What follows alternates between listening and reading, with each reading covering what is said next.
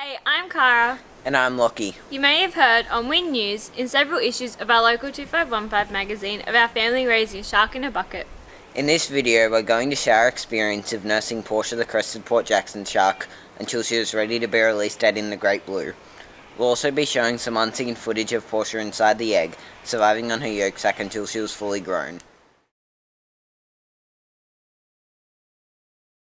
Some sharks are live bearers and some sharks lay eggs in which there is no parental care involved at any stage in a shark's life. Port Jackson sharks lay eggs in which it takes 9 to 10 months for a shark to develop inside the egg. Port Jackson sharks are harmless ground-dwelling sharks in which there are several types, including the Port Jackson shark and the crested Port Jackson shark. The main differences between them being that the crested Port Jackson shark is smaller in size, has a high ridge above their eye and their markings. They predominantly hide in rock ledges and crevices and come out at night to feed. They eat a variety of crustaceans, mollusks, and basically anything with a hard shell. Port Jackson sharks have pointy grabbing teeth at the front and flat crusher plates at the back. So we were walking on our local beach when we came across a Port Jackson shark egg drifting in the shallows. Mum picked it up and looked inside the opening and we were so surprised to see a little flappy tail in there. Mum knew it was a crested Port Jackson shark egg because she worked in an aquarium for many years with large sharks, seals, and other marine animals. Crested Port Jackson shark eggs feel like seaweed and kind of look like seaweed but in a spiral cone shape. Some have curly strings on the end which get anchored to the sea floor by getting tangled in seaweed and sponge. Due to the rough seas, Portia's strings had snapped off and she was washed ashore. It's lucky that we found her because if we hadn't, she would have died. While Lockie held the egg underwater, I ran home and got a camera and a bucket which we put Portia in with seawater because if we had just put her egg back in the water, she would have just gotten washed ashore again.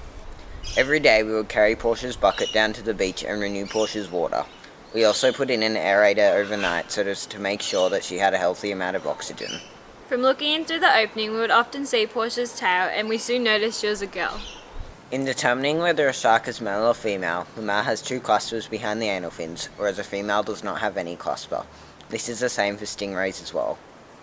We also got to see Portia's yolk sac through the opening, which is the shark's food source while developing in the egg. As weeks passed, Portia's yolk sac was noticeably shrinking, and we also noticed her markings and colour. We wanted to keep a close eye on her development as it could go days at a time we wouldn't see Portia's yolk sac, so Mum decided to give Portia a window. We're going to try and cut a window into the shark egg and tie this to the shark egg.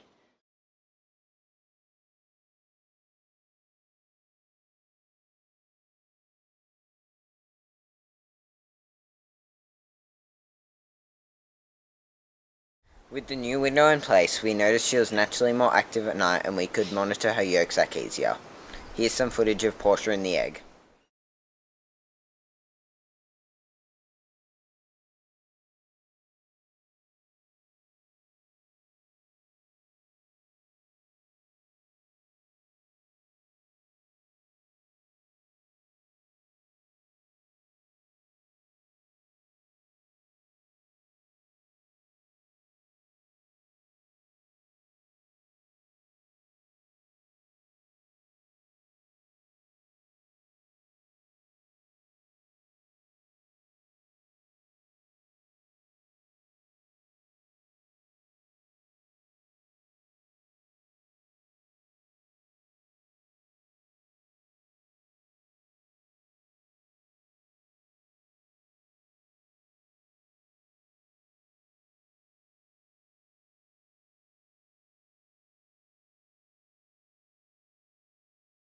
As more time passed, it got to the point where Portia's yolk sac was about the size of a pimple.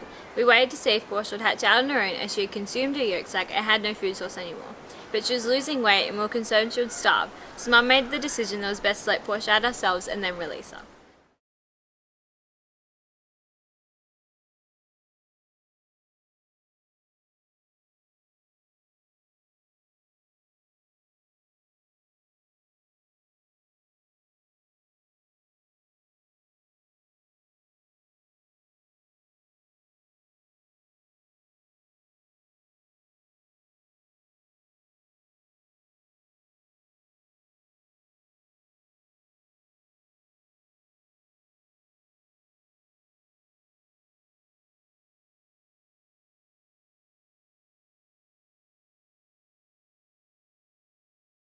We took Portia for a swim to our local ocean pool and also to see if she would eat some oyster flesh, which she unfortunately rejected.